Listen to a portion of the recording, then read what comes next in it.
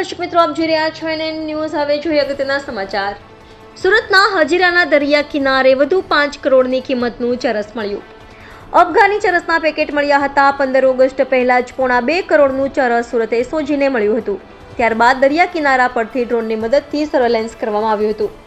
ત્યારે સઘન સર્વેલન્સ કરવામાં આવતા ચરસના વધુ 7 પેકેટ મળી આવ્યા। સુરત પોલીસે ATS સાથે પણ સંકલન કરવામાં આવી રહ્યું છે।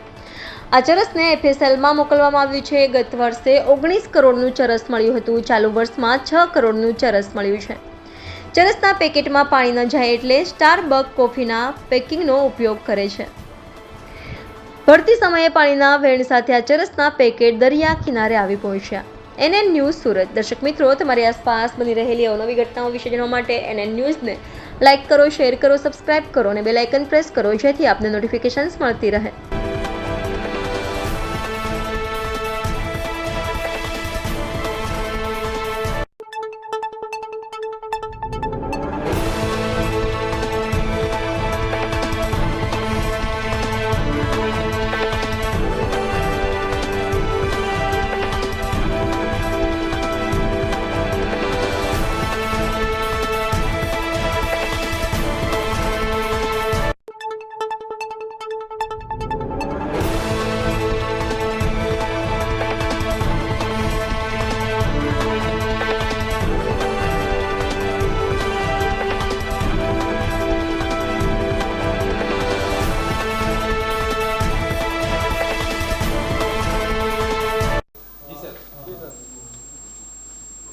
ગઈકાલે 15 ઓગસ્ટના દિવસે અને એના પહેલે બી અમુક દિવસ પહેલાં જો એ સુરત શહેરના દરિયાકાંઠા ઉપરથી લગભગ 3 કિલોથી વધુ માત્રામાં અફઘાની ચરસના પેકેટો 3 પેકેટ મળ્યા હતા, જેના લગભગ કિંમત જો 1.5 કરોડ જેટલા હતી।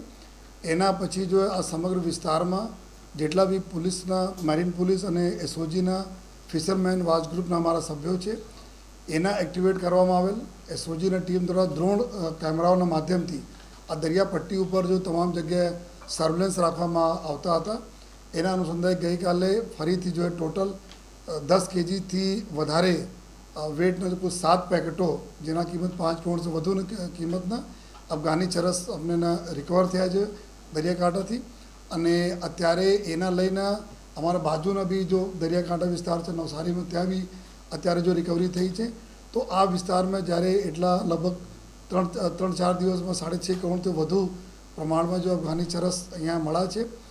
અને એના લઈને અત્યારે સમગ્ર જો દરિયાકાંઠા વિસ્તાર જો શહેર સુરત શહેર વિસ્તારમાં આવે છે, એના ઉપર અલગ અલગ ટીમો બનાવીને જોઈએ તમામ ડે નાઇટ કન્ટિન્યુઅસ જો પેટ્રોલિંગ અને ડ્રોન કેમેરાઓ દ્વારા ચાલુ છે।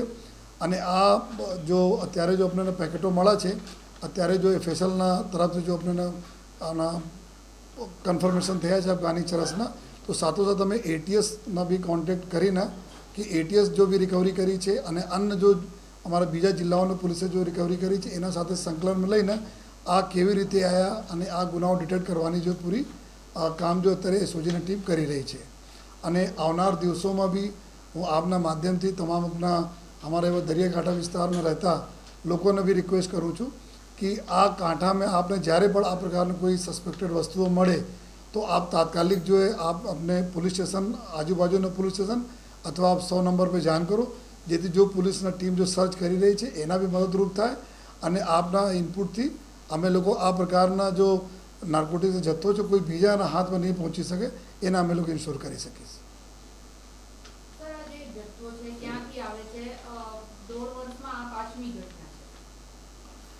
ગયા 2023માં બી લગભગ 3 ગુનાઓ દાખલ થયા હતા, જેમાં એક 7 કરોડ, 6 કરોડ, 8 કરોડ આ પ્રકારના જો એ કરીબ આશરે 19 કરોડ રૂપિયાના મુદ્દામાલ પકડાયા હતા। જો ચાલુ વર્ષે બી લગભગ 6.5 કરોડના પકડાયા જોઈએ।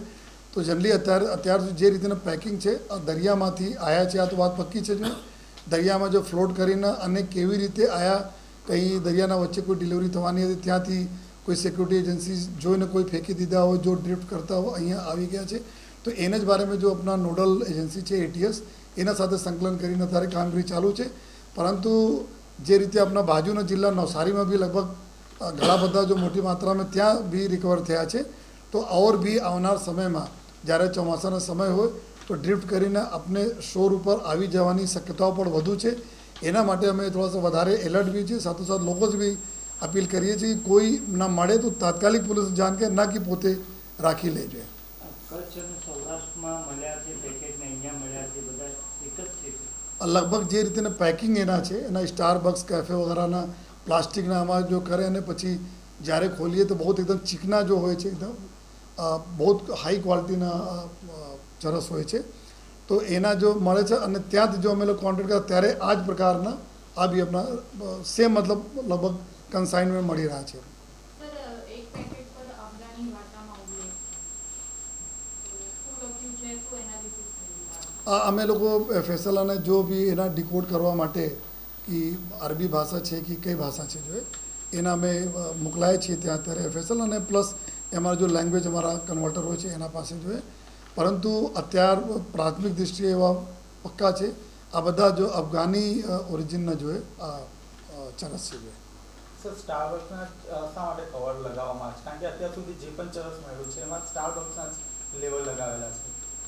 જનરલી એક તો એવું થાય છે કે જ્યારે આ લોકો સ્મગલિંગ કરતા હોય કોઈ એજન્સીઝ એના સર્ચ કરે તો દૂરથી જોઈને લાગે કે ભાઈ કંઈક કોફીના કોઈ પેકેટ છે જેના જો ઇમ્પોર્ટ એક્સપોર્ટ થઈ રહ્યા છે. એક એના હિસાબથી હોય છે અને બીજા આ લોકો એના માટે વાપરે છે કે કોઈ પણ સંજોગોમાં એના અંદર પાણી જઈ નહીં શકે જોઈએ. તો વોટર ટાઇટ રહે એના માટે આ પ્રકારના આ લોકો જો કોથળીઓ યુઝ કરે છે. એમાં સ્ટારબક્સ જો કેફેના જો પ્લાસ્ટિકના જો કોથળી છે એની ક્વોલિટી બહુ સારી છે અને અમે લોકો જોયા કે એના જ્યારે ફેસલના ટેસ્ટિંગ કરવા માટે ખોલા તો અંદર તક જો પાણી નહીં જઈ શકે આ પ્રકારના સરસ એના જો પેકેટ બનાવવામાં આવેલા છે. એના માટે આ લોકો એક તો બચવા માટે ઉપયોગ કરે દૂર સે બતાવી દે કે કોફીની ડિલિવરી થઈ રહી છે અને સાથોસાથ જો એના પ્રોડક્શન માટે પણ છે.